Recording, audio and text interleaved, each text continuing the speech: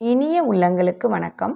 சுயமாக முன்னுக்கு வருவதை விட பிறரை காப்பி அடித்து முன்னுக்கு வருவது சுலபம்.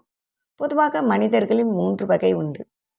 நம்பர் 1, எல்லாரும் செய்வதையே தானும் செய்கிறவர்கள். மற்றொன்று, எவரும் செய்யாததை தான் செய்து வாழ்ந்து காட்டுகிறவர்கள்.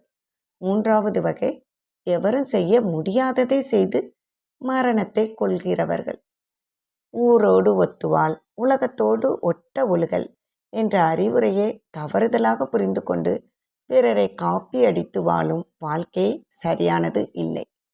IPS அதிகாரி ஒருவர் பொறியியல் படித்து பிறகு சட்டம் படித்தார்.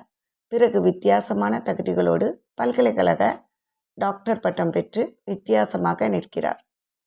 மற்றொரு எடுத்துக்காட்டு, வயலினை வெறும் பக்கவாத்தியமாக வைத்திருந்த இசை உலகில் வயலினுக்கு பக்கவாத்தியமாக முரட்டு மேளத்தை வைத்துக்கொண்டு அமர்க்கலப்படுத்தியவர் கலைமாமணி குன்னக்குடி வைத்தியநாதன் ஆவார். வலையப்பட்டி சுப்பிரமணியமும் குன்னக்குடி வைத்தியநாதனும் ஈட்டிய புகழும் செல்வமும் ஏராளம். வித்தியாசத்திற்கு உலகம் கொடுத்த வெகுமதி அது. லேடிஸ் அண்ட் ஜென்டில்மென் என்று அமெரிக்காவில் அத்தனை பேரும் அரைத்த மாவையே அரைத்த போது பிரதர்ஸ் அண்ட் சிஸ்டர்ஸ் என்று வித்தியாசமாக அழைத்ததனால் விவேகானந்தர் கவனிக்கப்பட்டார். உலக நாடுகளில் போர் நடத்திய எல்லா தலைவர்களும் கத்தி, துப்பாக்கி, பீரங்கி, கப்பல், விமானம் இவற்றை நம்பி போராடினார்கள். குஜராத்தில் இருந்து புறப்பட்ட அந்த ஒற்றை மனிதன் எந்த ஆயுதமும் எடுக்காமல் போர்க்களத்தில் புகுந்தார். அவர் வேறு யாரும் இல்லை, நம் தேச தந்தை மகாத்மா காந்தி தான்.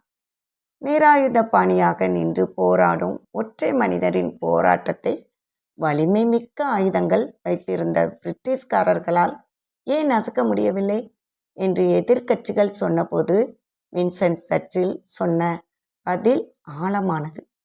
அந்த மனிதன் கத்தியை எடுத்தால் நான் துப்பாக்கியை எடுப்பேன், துப்பாக்கியை தூக்கினால் நான் பீரங்கியால் நசுக்கி இருப்பேன், பீரங்கியால் போராடினால் குண்டு மலை பொழிந்து இருப்பேன்.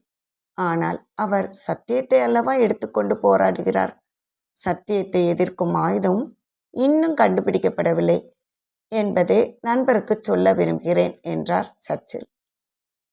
வித்தியாசமாக ஆயுதத்தை எடுத்ததால் காந்தி கவனிக்கப்பட்டார்.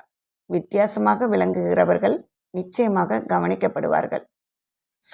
வித்தியாசமாக செயல்படுங்கள், வித்தியாசமாக இருங்கள், வெற்றி நிச்சயம் வாழ்க்கையின் கேட்டும்.